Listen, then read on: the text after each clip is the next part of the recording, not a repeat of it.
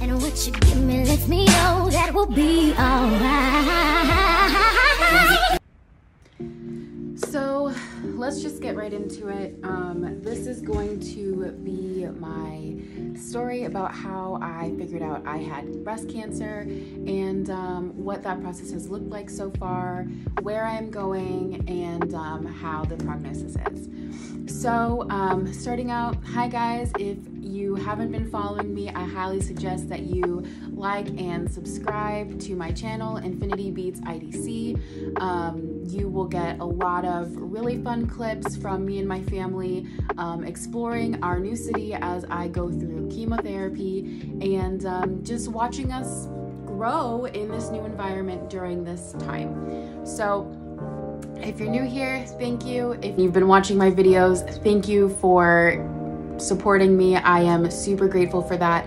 As you know, this is my only source of release right now, is working on my YouTube channel and growing it, and also being able to document my journey so that I can look back and be grateful for everything that has come because of this. So let's just dive right into it. Like I said, my name is Infinity. At the age of 29, I was diagnosed with invasive ductal carcinoma. It was triple negative. And I had a grade 3 tumor in my left breast. So it actually all started in 2022, actually on Christmas Eve. I was in the shower and I had just gone like this in the shower and I felt a bump. And I know what tumors feel like. I have felt them, you know, I worked in emergency medicine for over a decade, so I had felt them before and I knew that this felt off.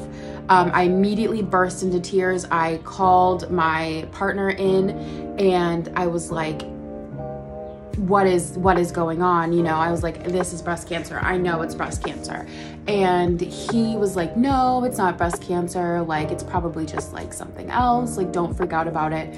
So I obviously, for the sake of like the evening and everything happening, I just kind of like brushed it off and I was like, okay, well, I will look into it once I get back to my home state of Minnesota, because I was actually down in Missouri visiting family. And if you haven't watched my previous videos, I am an EMT and I've been doing travel emergency medicine for over a year. And so I had been traveling up to Minnesota to work and then coming back to Missouri to be with my family. And so I had been visiting my family in St. Louis, and so I had to wait to see any doctor until I got back up to Minnesota. So I waited just to see what was going to be happening, because like I was actually on my period. And so I was like, well, maybe it's just like a duct that was inflamed or something, because I had a previous history of breastfeeding. I have 2 kids. So I was like, maybe it's just like an inflamed duct. But it didn't go down and it actually started growing. And then I was like, okay, well, this is growing. I need to get in to see a doctor. And thank God my husband and I had actually just signed up for a new plan under his insurance, but it didn't start until January 1, and this was December 24th. So now I had to wait for my insurance to kick in. Literally, probably 10 days after my insurance kicked in, my new insurance kicked in, I went and visited a brand new general practitioner. And so I have a previous history of like having like poor healthcare, like people not believing me because I'm BIPOC, or because I was young. And so they would like brush me off, and I've had a couple emergency surgeries because I've been brushed off before. So I was like going in and I was really tentative, but I went in and I was like, hey, look, I have this thing in my breast, it's tumor. I'm almost 100% it's breast cancer. And I need your professional references so I can get further diagnostic procedures, I guess, done to confirm or deny if this is breast cancer. And so she felt around and we were together probably for about 30 minutes, and she was like, you know what, just to be on the safe side, you have no family history, you know, you're really young, but just to be on the safe side, let's just get you an ultrasound. And I was like, great. So literally left her office and then within like 20 minutes of leaving her office, she had referred me out to a clinic, the breast center at North Memorial in Minneapolis, and they were able to get me in for an ultrasound the next morning. And I was like, bet. So, and this is a lot of divine intervention. Like, I'm gonna say I am extremely lucky and extremely grateful. I am so like immensely grateful that I was given this opportunity that I have to have amazing healthcare. I'm just gonna preface this now because this is a lot of like alignment moments to even get me diagnosed in the first place. So I went in for the ultrasound, and they ultrasounded, you know, obviously they did it. And because again, I come from emergency medicine, I kind of I knew, and I had researched previously, like the markers to look for during an ultrasound. And I mean, for me, it was fairly evident that this was cancer. But the radiologist came in and he's like, you know, this is kind of looking funky. Why don't we have you come in 4 days? Because there was a holiday that Monday. So I was going in that Tuesday, and this was a Friday that I was getting the ultrasound. So why don't you come in on Tuesday and we'll get a biopsy? And I was like, bet, like, yes, this is exactly what I need. Like, let's just do this. So I scheduled it. My husband flew in to be with me during this time, which I am extremely grateful for that this was even possible. And so we go in, I get a biopsy of my breast, and then I also get a biopsy of a lymph node that was a little bit inflamed. And so then we just wait. And we waited 2 days. Unfortunately, we were really hoping that my husband was still gonna be in when we got the results back.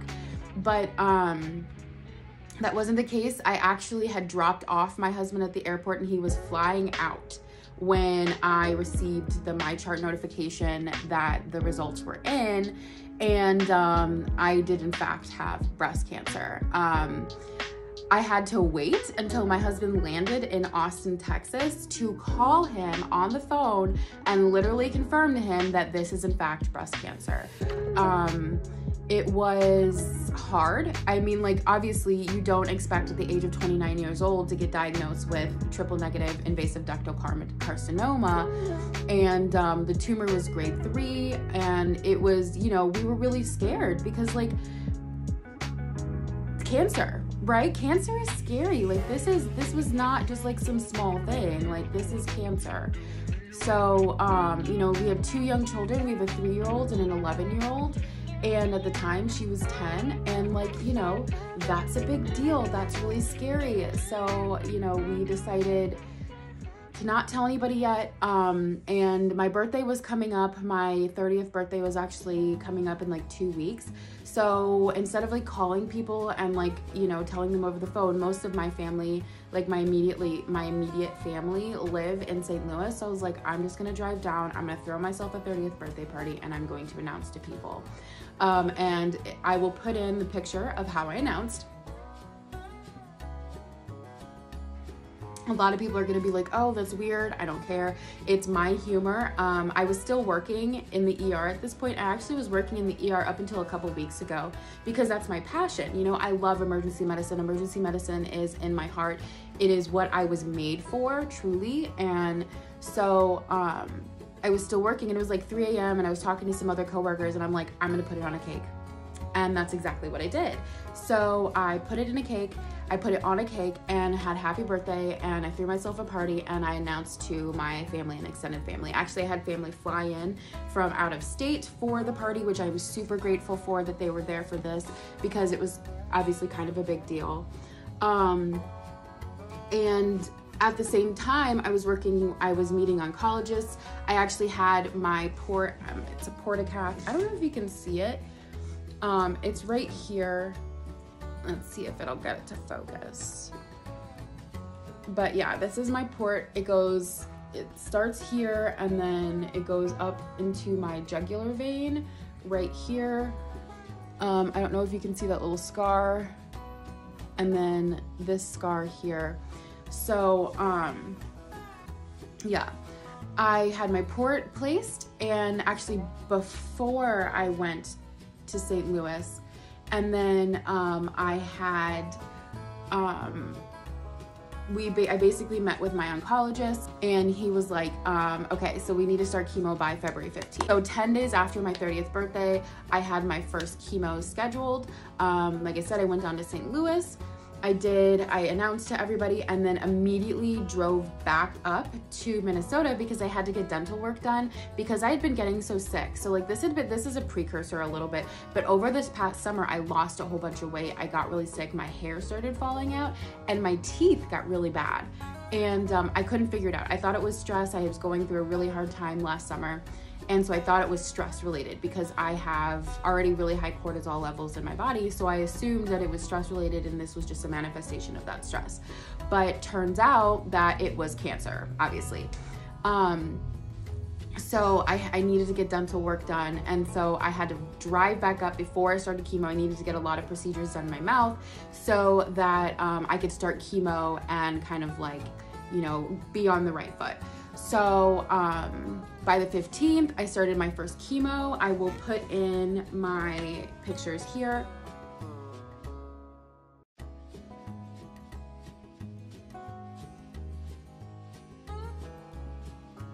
Again, I was still working. So I was working overnights, going to chemo, kind of like juggling my work life. You know, I was up here alone because my daughter, my son, my husband were down in St. Louis. So over this past, basically since February 15th, I've been getting chemo weekly every Wednesday, and I am super grateful. So my tumor is actually gone. There's like, if I feel around, I feel like there's like maybe a little piece that's like still there, but it's super tiny, and like unless you're looking for it, you wouldn't even feel it.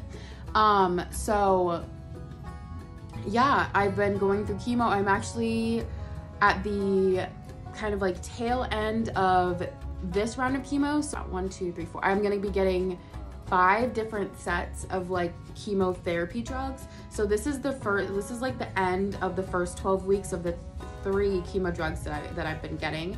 I can't remember the name of all of them, but there's Taxol, there's Keytruda, and there's one more. I will write it down at the bottom. Like I think I have 4 left, and so like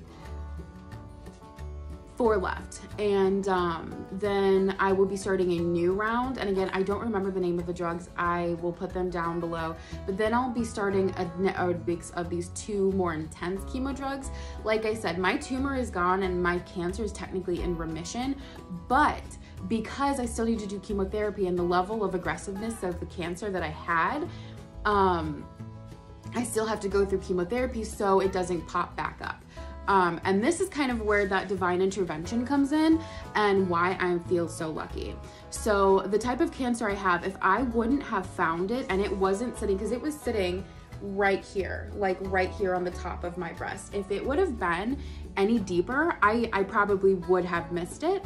And if I would have missed it, then it would have metastasized further in my body. So metastasization is basically when the cancer goes to other parts of your body, it spreads out, and it will, you know, stick to the liver, it'll stick to the kidneys, it'll go to the, the stomach, the lymph nodes, it goes everywhere.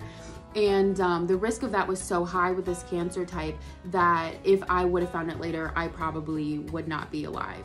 And so I'm super grateful that I found it when I found it, and everyone took me so seriously. So yeah, I'm in remission. I am doing well. Obviously, if you check back, I've had some sick days. That's okay. I've gained weight, which has kind of been a problem for me because I'm like very like self-conscious about my weight and the way that I look, because of course, right, I'm a female and like I live in the US, so like, you know, it is what it is.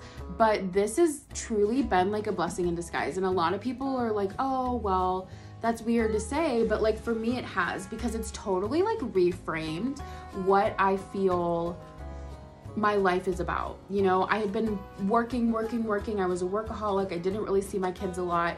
I was seeing them like maybe, you know, twice a month.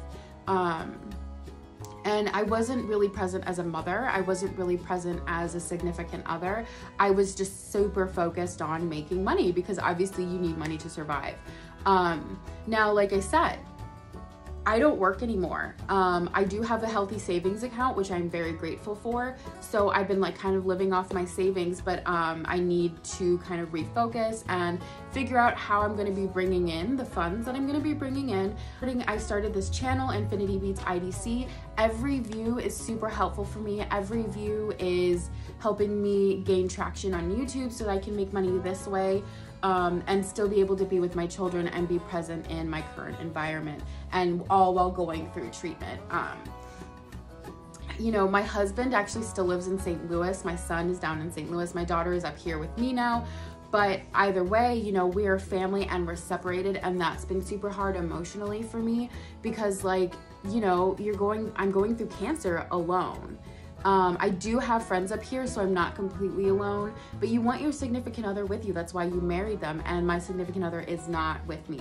We're fighting for him to get a transfer, and all I can do is, you know, cross my fingers and hope that it happens, or we just have to wait until my chemo is done, and then we have to find him a new job up here. I wasn't initially anticipating staying in Minnesota when I was traveling. I mean, obviously I wanted to move up here eventually, but it wasn't really in the cards right then. But my husband and I decided that this was the best course of action for us to get a house up here. We didn't buy, we rent. So I have a 4-bedroom house that's only 8 minutes away from my chemo center, which I find, you know, again, like, I'm super grateful for. This has been a lot of divine alignment and interventions, and, you know, 100% of this goes to God for saving my life, and the amazing doctors and practitioners who I've dealt with here in Minnesota and Minneapolis who have actively worked to maintain my life and help me get better and thrive during cancer. I'm so grateful. I am truly grateful. You know, there's obviously a lot yet to happen, but I just wanted to thank you so much for hearing my story. If you are currently going through this, please feel free to reach out to me. I will be here to help you and talk to you through this. And yeah, so take care, you know, bring hope, bring light, and bring love into this world, because at the end of the day, that's all you're going to be remembered for.